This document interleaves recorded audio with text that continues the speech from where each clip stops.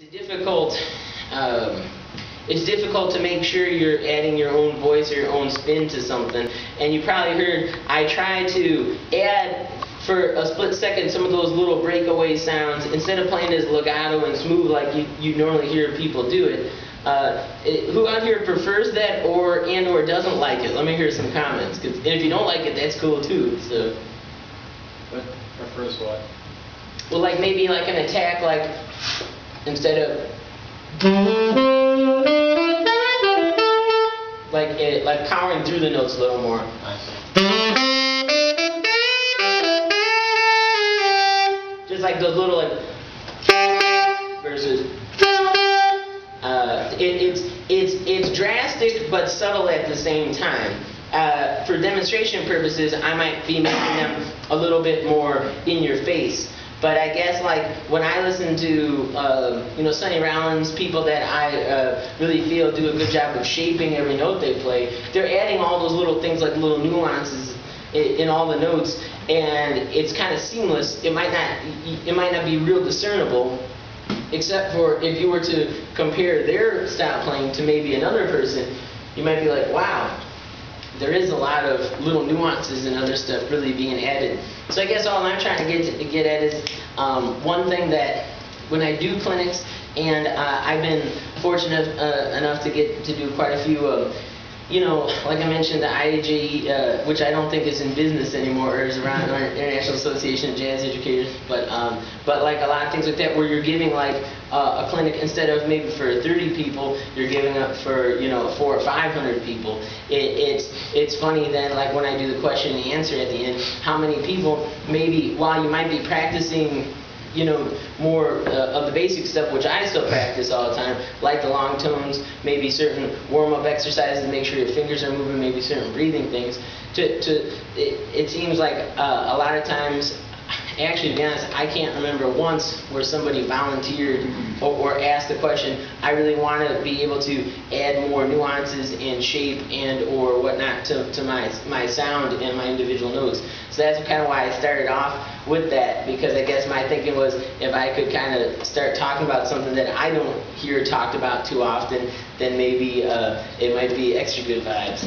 So I have a question. Yeah. When you're talking about breaking the notes like that, you have to do it at a large volume level in order to make it work, and how do you incorporate that with dynamic contrast? Well, I think you have to have a certain amount of air going through the horn, and your throat has to be open to a certain extent. So you don't want, it doesn't have to be fortissimo, but it's going to have to be of some volume. So that's where definitely it should be used, in my opinion, more as a way to accent either phrases, individual notes, as a punctuation, or if you're going to try to string a line together as opposed to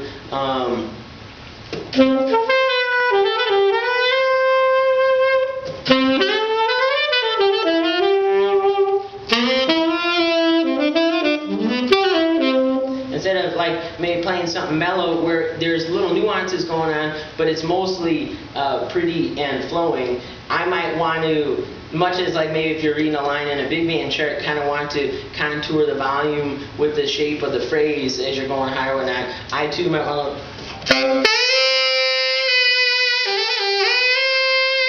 So I've decided there that the D there is probably going to be my punctuation mark. I can do it a little softer and have it break out less.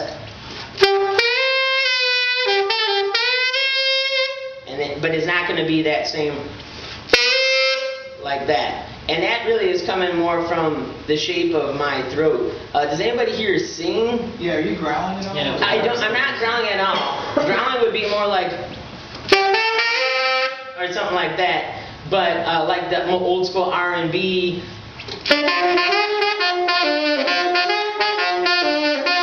Like a Jimmy Forrest thing like that or something.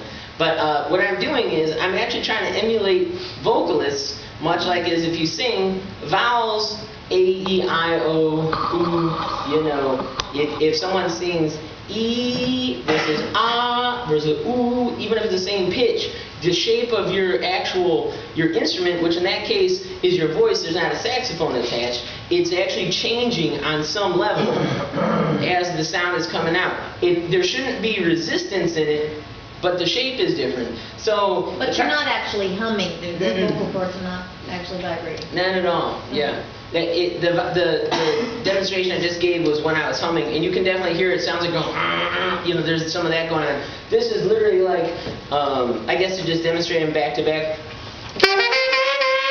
it's kind of more the growling or humming versus, that is just from my ear.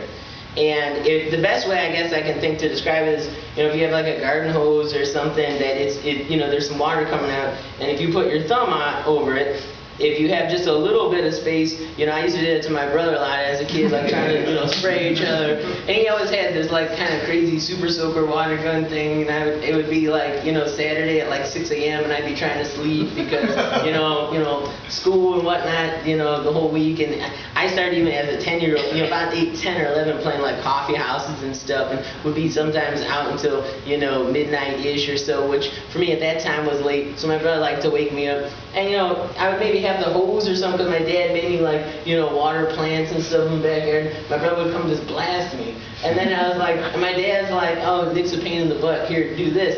And the hose, depending on what you're doing with your thumb, I could totally just nail them. So I kind of, like, think that same way with your airflow. There's not more water coming out of the hose, but it's how you're using it and how it's getting shaped. So the same way, there's not necessarily more air being pumped from here through here, but if you use a very open sound like a O sound,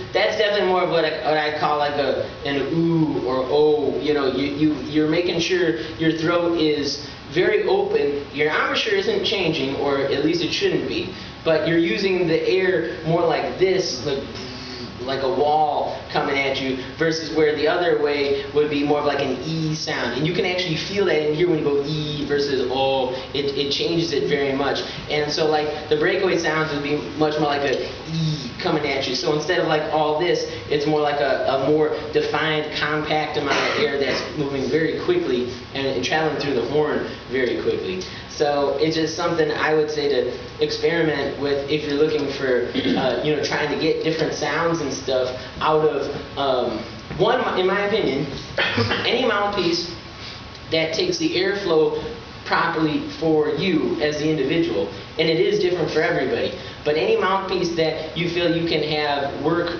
comfortably with your airflow should be a keeper of sorts, because as long as we're using our own body and our own knowledge to add these nuances and shape things, a mouthpiece that maybe someone says is too bright might not be too bright anymore, because if someone's playing like if you're playing that way with more of that E or A sound versus a